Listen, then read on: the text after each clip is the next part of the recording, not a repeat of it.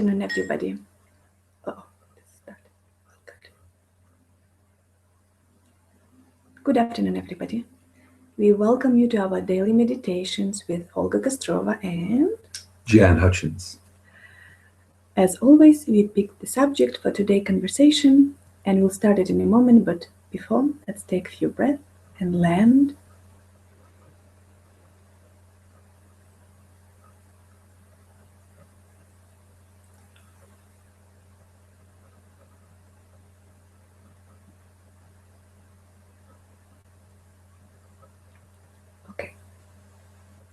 The reason why I picked the subject of procrastination because it seems like a lot of people struggle with, first of all, delivering upon their desire to get something done, and second, even to understand the reasons why they procrastinate and what the opportunities it presents.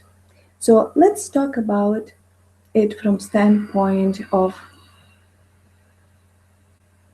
reasons, spiritual opportunities. Why do you think procrastination is necessary before we talk about dangers and how to overcome it? Why do you think it's necessary? Could you give me a little time to work on that? Maybe we can come back tomorrow and talk about it.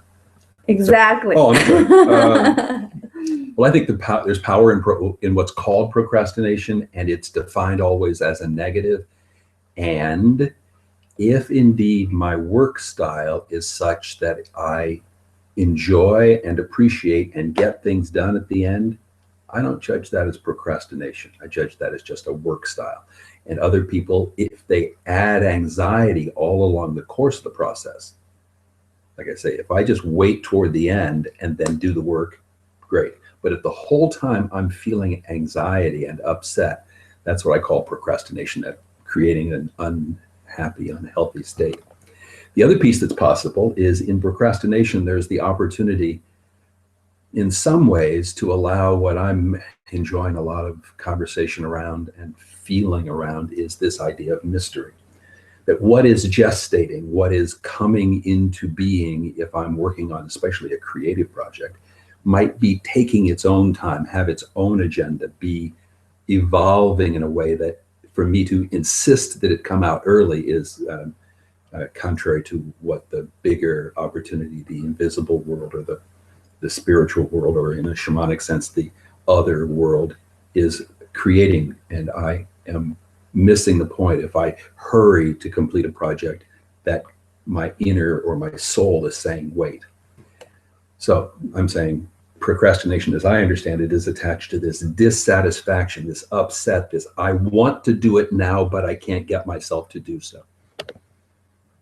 So those are the two opportunities. I think there's an opportunity to let something bigger emerge by procrastinating, and also it's not always a bad thing to get the project completed at the due date. Makes sense. People often forget that we are not only individualized consciousness. We are not what we perceive ourselves to be as Olga, as Jen, as a body-mind. We are a part of the big picture of the world. We are the universe of its own. Some people say we are God. Some people say we are the one. You can give it any name you want, but there is a perception of individualized consciousness, which is I, and there is the totality of consciousness, the universal consciousness. That which I cannot see. Which you cannot see, which you cannot perceive. You can only experience it when you are in some other people refer altered state of consciousness. Some would refer awakened state of consciousness. And until you experience it, you only can know about it. Or we experience it and don't know that we're experiencing the invisible. We see the effect of wind, but we miss the point that it is that this invisible thing is making all of the form world move. Love makes things happen in our world, this desire to do. In fact, from the mystical point of view, the love we feel is the urge for us to connect with that part of us that is invisible and mystical and awakened.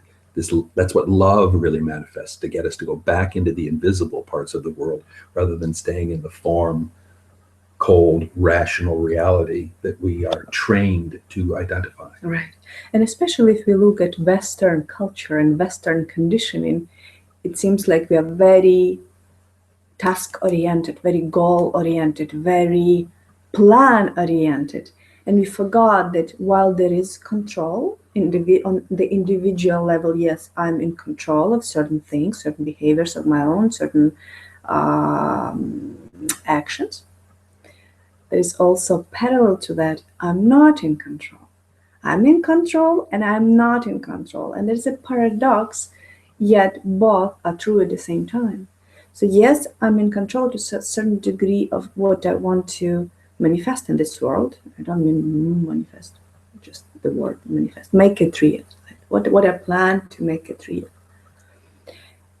And there is universal consciousness underlying big plan, let's put it this way, which is not exactly true from standpoint of words, but words are pointing to something. So let's forget about words and just look at the pointers. So if I want to start something today that is not yet fully conceived within me, as an individualized consciousness, we might say my creativity didn't flourish fully. My mind didn't fully conceive it. From universal standpoint, it might be that it's not in your service yet. As the individual being that mind created, the big mind created individual mind. Some would refer soul, some would refer spirit within us. It's not of service yet for you to get it done, to experience it, really, because universal consciousness doesn't operate in the sense action, tasks, plans. It all comes from its unified consciousness comes into individualized consciousness to experience itself through individual mind. So it might be not of service for the whole and for individual consciousness as well to experience it, what we would call completed task. The reasons can be so many reasons, and we don't need to intellectualize around it because that really doesn't matter. So the reason why we're having this conversation is to help all of us to get relaxed around the fact that we procrastinate, stop labeling it as much, and stop beat ourselves up around it, about it. I like the turn that this is taking. When you suggested the topic, I had all of the usual preconceptions or all my old stories about it around it being bad, bad, bad. And I'm glad we've opened this door to where there are valuables and pleasantries around it. And I think energetically, so the energy I waste in feeling bad robs me both of the satisfaction of the moment and the possibility that that energy is building up a way of bursting through to this awareness, awakening opportunity of seeing something bigger than I was otherwise able to see. And it's a great opportunity to investigate, so why I'm not manifesting into life what I envision. Why? Procrastination is a time out. It's time for getting quiet and look at why, if you care to know. If you care to know yourself, you probably care to know what are your motivations are, what are your inner conflicts are. Because if I want something and I'm not manifesting it into life, then probably there is a conflict between your desires or between your fears. And it's an opportunity to investigate it, to go within and investigate what am I not willing to see now. Because if you don't see, the only reason why you don't see it is because you're not willing. Part of you is not willing. People very often hide into how, behind the how. Very often I see that when we work with clients. I cannot get it done yet because I don't know how. How is always a hiding place. Because as soon as you really want it and nothing prevents you from getting it, you always figure out how. And especially now in the world of technology, for us, it's so easy, as I mean human being, us, It's easy to find things, to find out how. You Google it and you already know how. You go to the library, you know how. You go to a friend and he will tell you how. You go on an expert site and they will tell you how. The how is always a hiding place when used as excuse for procrastination. So the reason is never tactical. It's never strategic reason. It's never, I don't get it done because I don't know how to accomplish it from the standpoint of tactics. It's just never the reason. I don't know how always means I'm not willing to find out right now. I'm not ready. Isn't it so? Indeed. And I noticed for me, I haven't had much challenge around procrastination in academics. I always had an easy, I can figure this out and I do it. But in terms of life stuff, I had is I think the right word, the 8 of swords sort of relationship with Are you talking about archetypes? It's in the tarot, and it's one of the best things that came from the tarot for me is this 8 of swords cards, which shows a person with a blindfold and really loose chains and 8 swords in the ground around the person. And the insight to the card is the blindfold comes off easily, the chains are loose and can be dropped, and the swords are not close enough together to block my exit. And yet here I am holding myself in a prison of my own making. Yes. And I have the key and can leave anytime I want, but I don't choose to do so. And for me, this was frequently, and we've had lots of conversations around this, my desire to get everybody to like me, love me, be in rapport with everyone. Right. My subconscious desire. It was my identity. I'm the guy who gets along with everybody. Everybody likes me. And that was my unconscious goal in every situation. And thus I did lots of lose-win deals where I didn't really hold my own. And in this case, I hold myself in a prison many times in my life out of my own belief that this is what I should do, when at a certain point I grew to understand I didn't need to be there. And it was as easy as just walking through. And I believe there's something about procrastination there too.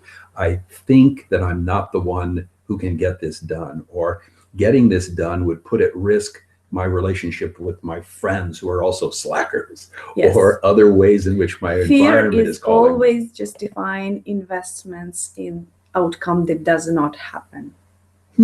Always. Say more. Well, you just said, if I accomplish this, that part of me desires, but now I'm in conflict with that part of it that fears the outcome itself. Not it, but the outcome. Let's say, for example, I want to accomplish, I don't know, give me something simple. Well, then on men's weekends, frequently the experience men get is, I want to be great. I want to leave this place and be great. Is something way too vague. Well, let me say, to accomplish economic independence or put gain abundance in my life. Okay. Yet if I do, the interesting piece is, if I do, I am at risk in some way of losing something I also want. And that would be my peers. Would they really like me if I was suddenly, from a hierarchical point, I was the boss? Right. Or if I make, let's say the goal is very monetary, very materialistic goal. I want to make $1 million by the end of the 3 years. Right. What I want is what comes with it. It's not the money that I want. Money is nothing. Money is currency. What I want is the concept that I wrapped around it as a result of my conditioning, which is, for many people, it means very different things. But it can be, I want power that comes with money. I want to be perceived as a successful person. I want to be free. People attach freedom to money, which never equal one to another. Love.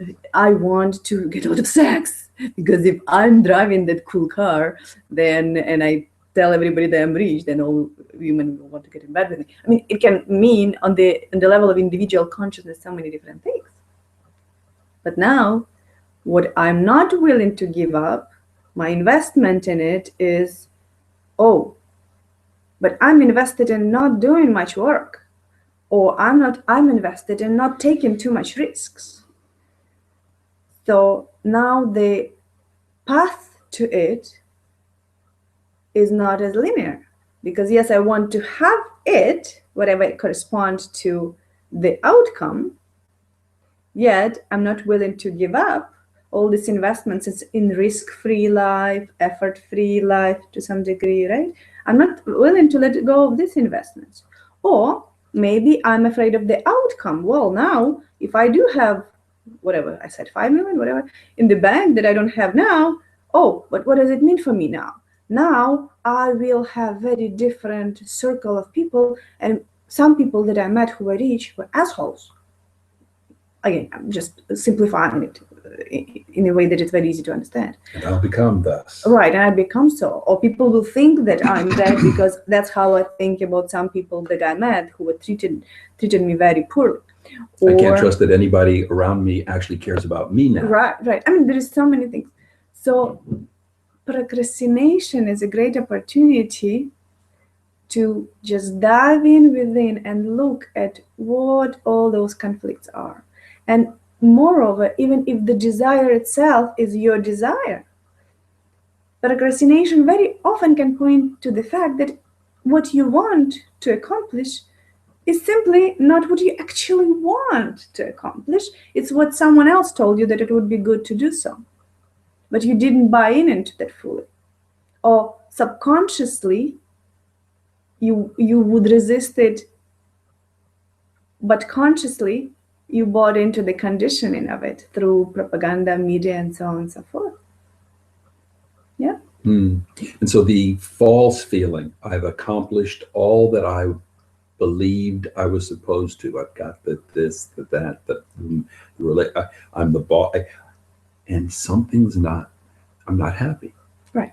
Because very often what we accomplish has its price tag, first of all. So it required you to give up a lot of things.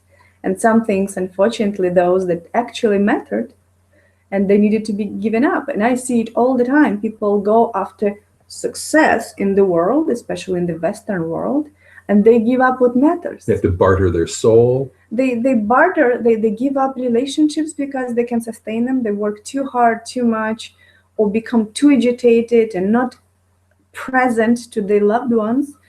Or they give up free time, spare time that is leisure time to enjoy life, to play, to experience things. They give up freedom. Freedom, and I mean inner freedom. Outer freedom is a totally separate conversation as well, but the inner sense of freedom, when I am like a child, I'm innocent, I'm here to meet life as it is. You never can do that. You never can be that when the mind is so structured and so task-oriented and goal-oriented and plan-oriented, and we're always so mental, analytical. Then there is no flow, no creativity running through us. The energy is not moving us freely because the mind takes over. The heart gets repressed, suppressed, put aside, and it loses its great faculty of love, innocence, play, serendipity. All reason mystery. And no unreasonable. Right. Life is made vital and enjoyable when I do things that are unreasonable. Because if I only am doing what's reasonable, it's calculated. You say it's calculated. It's all mental, and I lose all connection with heart and soul. There's mystery. I'm a business person. It is reasonable, and I think that's part of the tragedy and chaos of our world, that it is quite reasonable to be greedy and to be self-interested and to do what is harmful to the whole for myself in a world where I am convinced that the bigger the house, the bigger the car, the more the bank account, the better I am in all ways. When the fact of the matter is that's not true, and it is quite reasonable from the view of the whole that I choose less profit when it makes a positive difference in my entire world. Or if you can balance, if you can still remain present to your unified consciousness and coexist in both states of the mind, at least that when iteration is such that it doesn't give this big time lapses. But okay, now I understand that I'm unified consciousness, I'm experiencing, and then kicked back through fear into individual body-mind consciousness and stay there for a long time, forgetting that you are not the person, you're not the body, you're not this small mind. And then there is a great sacrifice because you are not allowing yourself to play in this mysterious world that has so much joy and so much connectivity as a default state. Yet we separate ourselves, and then through our plans and tasks and everything that needs to be managed through the mind, we take ourselves as far from the source as we manage to take ourselves, and then suffering kicks in, because nothing in this world will be ever fulfilling. Nothing in this world ever can satisfy you. The spirit always longs for sense of unity, always. In the human world, we've tried to fulfill it through sex, through what we call love. Drugs and rock and roll. Drugs, rock and roll, to altered state of consciousness in any way possible through material influence. Through power and bling. Yes. Through substances, through activities. We try to alter state of consciousness and we always will fail. We always will fail because even these glimpses and instances actually can be accomplished through doing, through activity, through tricks. It's just the instant and it's never enough. It's only increase the longing. It's only amplifies the longing because now we just experience it and it's gone. It's gone. Right? Yeah, I just had it. I just could. And it's slipped away. Because through individual mind, through identifying with material or through the world forms, the fulfillment never can be found. Happiness, for a short period of time, can be found. But happiness is perception, emotional perception. It's an experience of individualized consciousness. So happiness can be found, but where the happiness experience, suffering is experienced too. There's a pleasure, there's a pain, there's always opposite, they're always in play. There's never one without another.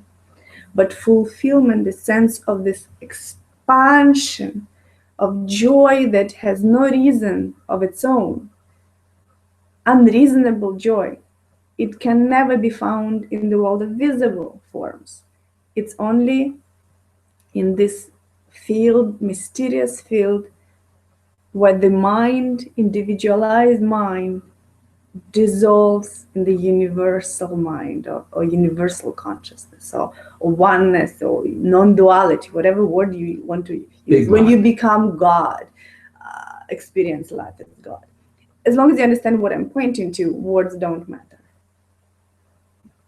Yes, Mr. Hutchins? That's a good start. Let's talk about how procrastination doesn't work for me and others. Good.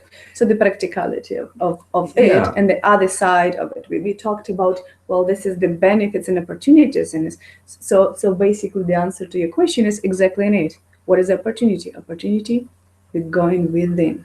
We're investigating why we are not doing what we set to do. What I planned, what I set for myself to accomplish, why am I not doing it? Why am I procrastinating? And in whys, you find your reasons. And this is the practicality of this. Why? Is it my dream or not, or someone else? Do I have skills? Do I have Skype coming out and everybody want to solve? Do I have skills? Do I have willpower for that? Which is completely different conversation altogether. Investigation, self-investigation. Mr. Hutchins, what do you want to add to the whole aspect of So overcoming procrastination. this is what we do a lot in the work, because someone comes, and since we work with a lot of change agents, people who love what they are doing and feel moved from this invisible awareness to make something happen in the world. And I am a good representation of that. Having established a yoga center at one point in my life where I was able to have this bliss of dealing in what felt like a sacred center, I pushed away and denied a variety of the business realities. So much of frequently our work with people is, you are at this and you need to find a way to do the disciplines required, the practices, health. So here's the piece that comes to me. Procrastination to me has a connection to the form world's imposition that I find ways to be comfortable. Everyone wants to retire, and then lo and behold, when they do have the experience, it's one of the worst things they've ever experienced in their life. To not have something drawing me forward is really a frightening possibility. So I really want to and do things in the world because it's joyous and positive. But if I miss out and start to have a disconnection and don't have love, and I don't get myself past this idea that I want to be comfortable, because to get what I really want in the body and every other way, I have to make myself uncomfortable. I love being sore all the time, physically sore all the time. It's proof my body is growing, learning, staying young and vital. Same thing with work or process. It is uncomfortable to break through the form world and make something happen. So there should be a kind of ability to experience and withstand pain. That's what willpower is to me. It's the willingness to experience discomfort to get what I want. So maybe that's one of the pieces we could offer as a place. Procrastination is frequently the unwillingness to experience discomfort to get what I want, which leads me to question, is it something I really want, or, as you were saying, something someone else has convinced me I want? And if it is, the tragedy is now, it's a tragedy, and our help frequently to me feels like soul retrieval. The person has lost their soul and ability to identify with their soul enough that it's willing to pull them through the pain. And so what we frequently, I feel like I'm doing shamanic work, helping them to call back their soul from wherever it was lost. And from that point, and then it's easy. The soul pulls me through the task because it's willing to suffer. And very often, what we are not willing to admit affects the fact that we cannot accomplish certain tasks. For example, some tasks would require certain skills, and we very often not willing to admit that we don't have them, because then it says something about us. It says something about our incompetency. It says something about our identity. So the mind, again, constructs all these mental structures that are so on the way. There is not just flow, just I want that, and there is a linear path here. I'm going to get it. No, the mind creates all these traps. Now, I don't want to admit that I don't have skills because it apparently says something about me to myself, and I assume to others. And if I don't admit that I don't have them, then I will never take steps to acquire them. Right? So there is no simple formula how to overcome procrastination. And I know people love to write articles about how to do that, 1 to 3 steps and all that stuff. It's all wonderful. But the real work is simply self-inquiry, self-investigation, and find all those little pieces and parts and elements that constitute your particular reason why you procrastinate. Not someone else's situation. It's not contextual. Don't look at it contextual. Look at your particular part in it, your particular, not even situation, but how you constituted. Is it right word, constituted? As a word? Compiled as an individual being. Sit down and look what's happening in your world, what's happening in your field. Map it all your fears, all your desires, and your inner conflicts, missing tactical pieces, what you deny, what you're not willing to see, all that. And then it all will arise. You don't even need to then figure out how. It just will show up. Except most of us don't have the skills to make that analysis, in part because we can't see what we can't see. Exactly. And that's why, guys, please reach out. Our patterns produce the same result over and over again. Exactly. If I can't find a way to produce new thinking, new information, new experiences in the body, I can't break my patterns. So that's why someone outside, someone with insight, someone who's been through the process before, why we all need mentors, coaches, models, and You mean mirrors. fashion models? I'm the pretty face, honey. Yes, I forgot. In our work, it's always clear to me that Olga is very, very bright and is the brains. So I have. Did you just call me shiny object? I have taken it on to be the beauty. So, please reach out. If you want to investigate what is the reason for your particular procrastination, why you're not getting what you want, or what you set for yourself as a goal, and you need a sounding board, you feel you cannot do it on your own, you either don't have the energy to push you forward and pull you forward, and if you don't have the skills to do self-inquiry in an efficient manner, please reach out. We'll be absolutely happy to sit down with you and look at the situation and develop the plan. I've begun to think of our work as helping to create the connection with what you actually love for the client. Yeah. If you do that, if I can get my soul connected to the vision, I can begin to see it, and each day choose and see the opportunities that already exist and are coming to meet me, as opposed to the feeling that I had before in my life that I have to make everything happen, and it's a struggle and it's terrible. And the only reason why it's struggle because there is a conflict. Accomplishing things as is never struggle. When you're led by creativity, desire, playful state of being, it's hardship only when you create a lot of barrier and then try to overcome them. And that's the interesting puzzle which we would love to help you to solve. So please call, email, Skype, what else is there? Send your note with the dove, whatever way you want to reach us, please do that. It's Olga Kostrova and... Give me a moment. Oh, come on already. Jan Hutchins. I thought he'll start talking again for another hour, and we don't have it.